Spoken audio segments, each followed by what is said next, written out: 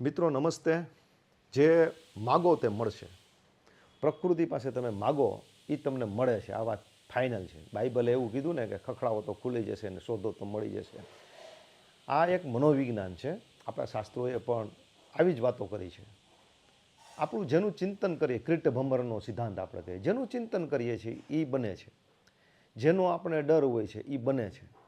આ એક જ વિશ્વ છે અને એક વિશ્વમાં કળિયુગ પણ જીવે છે, સતયુગ પણ જીવે છે અને દ્વાપર યુગ પણ જીવે છે.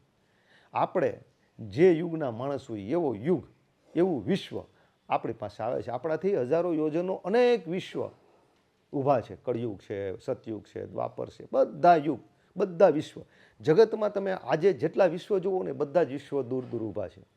આપણે તેને સાથ કરીએ છીએ, આપણે તેને પુકાર કરીએ છીએ, આપણે તેને બોલાવીએ છીએ. એટલે આપણા દુઃખ અને આપણા દર્દો એ આપણી ઉપર ઠોકાઈ ગયેલા ઈશ્વરે ઠોક્યા નથી.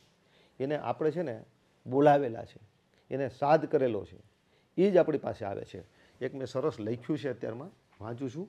દુઃખ દર્દ ને દખ તે મનની મનોકામના અને મનની માંગણીઓ છે. ભાઈ, કાંઈ ઈશ્વરે ઠોકેલા ઠીકરાઓ નથી.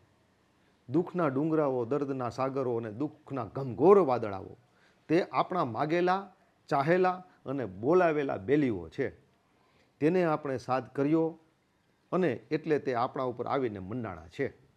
આપણે માંગવાનો હતો ઉલ્લાસ, ઉત્સાહ અને ઉમંગનો દરિયો અને આપણે માંગી બેઠા દુઃખનો દરિયો. તેથી આપણી ઉપર ઉમટી પડ્યા દુઃખના વાદળાઓ અને આપણી ઉપર ખાબક્યા દુઃખના ડુંગરાઓ.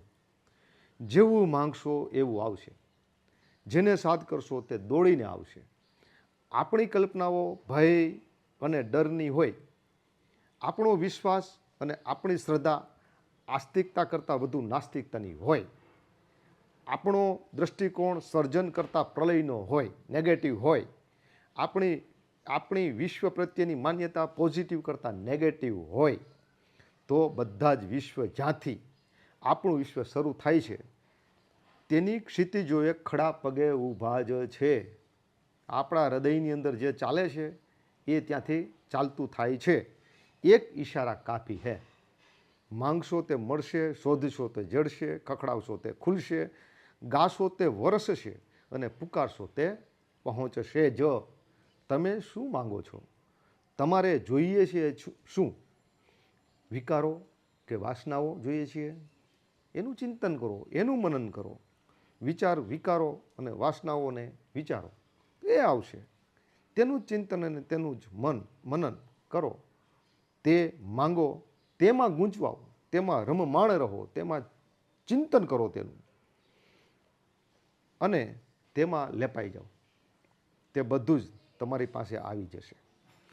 તેના પરિણામોની પેટી હાથમાં લઈને તે આવશે, એટલું યાદ રાખજો. તેને માણો, તેના પરિણામો ભોગવો. એને માણશો તમે જેટલું, એના પરિણામો પણ ભોગવવા માટે તૈયાર રહેજો. તમે માન્યું અને તમે માંગ્યું, તમે જે માન્યું અને તમે માંગ્યું એ જ તમારી પાસે આવે છે અને એ જ આવ્યું. તમે જે પ્રેયને ત્યાગ્યું, પ્રેય જે આપણને ખરેખર આપણું કલ્યાણ જેમાં નથી, એ પ્રેયને ત્યાગ્યું, તેનું શ્રેય તમને જડ્યું. અને તમે જે શ્રેયને ત્યજ્યો, જે શ્રેય આપણું કલ્યાણ છે એને આપણે ત્યજ્યો, આળસ કરી અને પ્રેયને માગ્યો, તો તે પણ એની પેટી પરિણામની હાથમાં લઈને આપણા સુધી આવ્યું. પ્રકૃતિ છે ભાઈ. પ્રકૃતિ એટલે નિસર્ગ, નિસર્ગ એટલે નિયમ, નિસર્ગ એટલે ઋત. ઋગ્વેદની અંદર જે શબ્દ છે ઋત, 2 + 2 = 4. તે ઋત એટલે અટલ વિશ્વ, અટલ સિદ્ધાંત, એક વિશ્વ કાનૂન.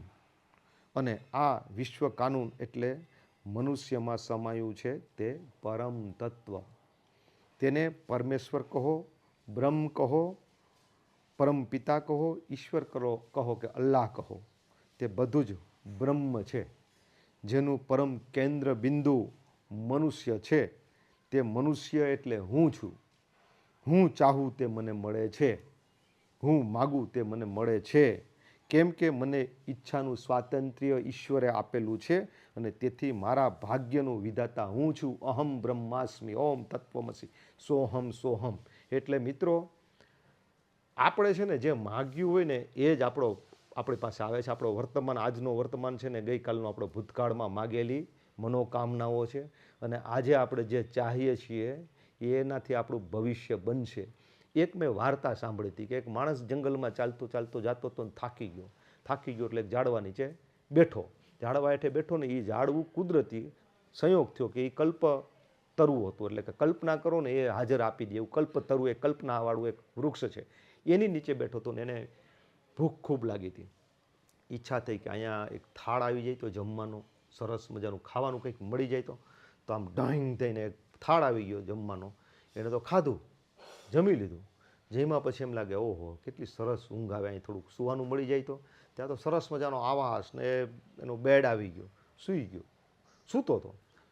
ત્યાં એને ડર લાગ્યો હું સૂઈ જાઉં અને કદાચ અહીંયા ભૂત આવી જાય તો.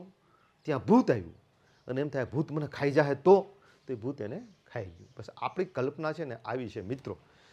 આપણા વિચારો, આપણી કલ્પના જેવું વિચારીએ એવું જ થાય છે. એટલે કોઈ દિવસ નેગેટિવ કલ્પના નહીં કરવાની, કોઈ દિવસ નકાર વિચારવાનો, પ્રલયનો વિચાર નહીં કરવાનો, શું થશે ને આમ થશે ને તેમ. પોઝિટિવ આપણે જેવું વિચારીએ ને એવા મિત્રો, એવા સાથીઓ, એવું વિશ્વ આપણી પાસે. આપણને ડર, આપણે કહેવત છે મને જેનો ડર હતો એ બન્યું. આપણે જેનાથી ડરીએ છીએ એ થાય. આપણે એમ કહીએ કે આમ જ થવાનું છે તો એમ જ થાય. આપણે નેગેટિવ વિચારવાનું હોય, પોઝિટિવ વિચારવાનું, સારી કલ્પનાઓ કરવાની. નેગેટિવ ગીતે નહીં ગાવાનું, કોઈ હમદમ ન રહા કોઈ સહારા, આવી તન્હાઈઓમાં જીવવાનું નહીં. ખૂબ ઉત્તમ શ્રેષ્ઠ પ્રકારનું વિચારવાનું કે મનુષ્ય છું, વિશ્વની શ્રેષ્ઠ કૃતિ છું, અહમ બ્રહ્માસ્મિ, હું જગતનો વિશ્વનો રાજકુમાર છું, તસ્યા અમૃતા પુત્રા, હું અમૃત છું. સરસ મજાનું ગાન ચાલે છે સૃષ્ટિમાં, સરસ મજાના પક્ષીઓ ઉડે, સરસ મજાનો સૂર્ય ઉગ્યો, સરસ મજાનો દિવસ આવ્યો, સરસ મજાના મારા સગાઓ છે, સરસ મજાના મારા મિત્રો છે, સરસ મજાનું મને વિશ્વ મળ્યું છે, સરસ મજાનું મારું અસ્તિત્વ છે, સરસ મજાનું મારું જીવન છે. આવું જ્યારે વિચારશું ને ત્યારે આ સરસ સરસ સરસ આપણે માગેલું છે આપણી પાસે આવશે. આપણે જેને અવાજ કરશું, જેને પુકારશું એ આપણા સુધી આવે છે. કર્યા વગર કશું મળતું નથી અને કરેલું ફોગડ જતું નથી. જે વિચારીએ છીએ એ આપણી પાસે આવે છે મિત્રો. આ વિચારોની તાકાત છે, આ વિચારોનું બળ છે, આ કલ્પનાની શક્તિ, આ ઈચ્છાનું સ્વાતંત્ર્ય છે, મનુષ્યને મળેલું છે. આ ખૂબ મોટી વાત છે ને વિચારવા જેવી વાત છે. અસ્તુ, જય હિન્દ, જય ભારત.